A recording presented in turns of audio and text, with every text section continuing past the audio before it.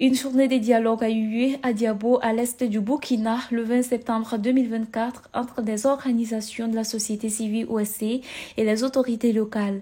Elle est organisée par le panel de contrôle citoyen avec le soutien du laboratoire Citoyenneté. Cette rencontre a permis de faire le bilan des projets PUDTR et des PAC 3 qui ont contribué à l'amélioration des infrastructures à Diabo.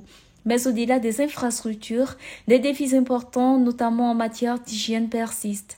Pour ce qui est du projet d'urgence de développement territorial et de résilience PUDTR, une enquête menée entre mars et avril 2024 a révélé que 85% des bénéficiaires se disent satisfaits des infrastructures réalisées. Cependant, des faiblesses en matière de communication et de participation citoyenne ont été relevées. Il s'agissait pour le panel de faire le suivi des réalisations, de ce qui a été fait, et avoir donc l'appréciation de la population, qui sont les usagers, les bénéficiaires de ces ouvrages-là. Qu'est-ce qu'ils pensent, quel est l'avis, quel est le niveau de satisfaction. Et là, on peut noter qu'en global, sur les chiffres qui ont été présentés, la majorité, en tout cas, est satisfaite de la qualité des ouvrages et de l'utilité de ces ouvrages. Par contre, il y a aussi des aspects quand même qu'il faut noter qui sont importants, qui est que les gens, beaucoup ont dit qu'ils ignoraient, par exemple, pourquoi on fait ces ouvrages, ils n'ont pas été consultés, bon, ils ne sont pas informés exactement de la réalisation de ces ouvrages. Mais cette partie représente une population assez minime par rapport à ceux qui apprécient positivement les choses. Mais néanmoins, c'est des zones qui nous interpellent sur le travail à faire la communication en termes de remonter l'information auprès de la population dans le cadre de la réalisation de ces ouvrages-là.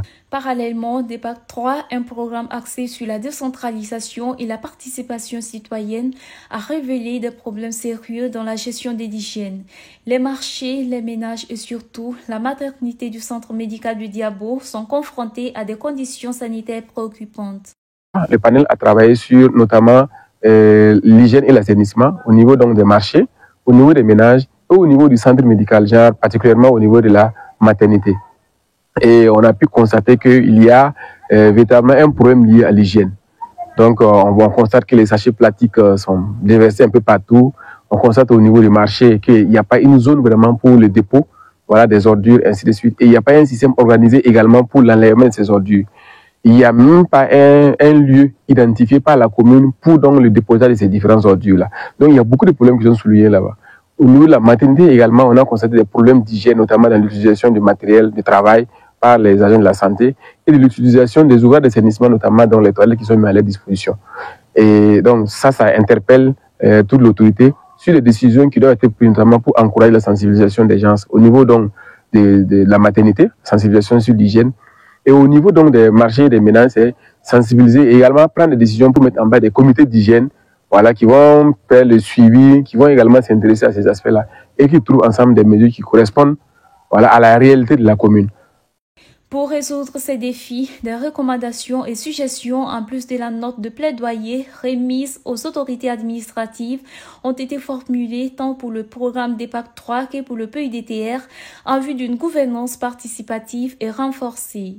Au niveau du marché, c'était de voir par comment vraiment on pourrait vraiment mettre à la disposition des marchands, c'est-à-dire les boutiquiers, les hommes d'hangar, que lorsqu'ils arrivent à balayer, qu'on puisse au moins se déposer à quelque part, et aussi gagner un bac à poubelle pour collecter et choisir un site selon lequel on peut vraiment aller déposer là-bas pour le traitement s'il y en a besoin. Au niveau du SEM, c'était de demander à ce que l'autorité formule peut-être une demande du personnel par rapport au personnel manquant au niveau d'hygiène dans le SEM, et aussi demander à ce que les sensibilisations poursuivent auprès des usagers qui viennent là-bas, certaines pratiques qu'ils puissent éviter, et aussi enfin auprès des populations, disponibiliser vraiment des packs à poubelle tout en s'appuyant sur les PTF, les partenaires techniques et financiers qui sont dans ce domaine, qui pourront apporter leur soutien. Le PUDTR, c'était par rapport à l'approvisionnement d'eau, la réalisation des PEA, et aussi la normalisation des écoles dans certaines localités. Et aussi maintenant poursuivre les infrastructures qui sont en cours de réalisation pour que nous puissions aboutir à des infrastructures acceptables. Les autorités locales présentes à cette rencontre ont salué l'initiative. Justin Yoni, premier vice-président de la délégation spéciale, voit en cette journée une opportunité pour améliorer la gestion des infrastructures et répondre aux besoins de la population. C'est une très bonne initiative. S'il n'y a pas eu cette journée, il fallait simplement la créer au grand bonheur de notre chère commune. En tant qu'autorité locale, c'est une initiative qui soulage vraiment et qui amène l'autorité encore à redoubler plus d'efforts pour le grand bonheur de notre chère commune. Cette journée de dialogue a été l'occasion de renforcer la collaboration entre les citoyens et les autorités locales.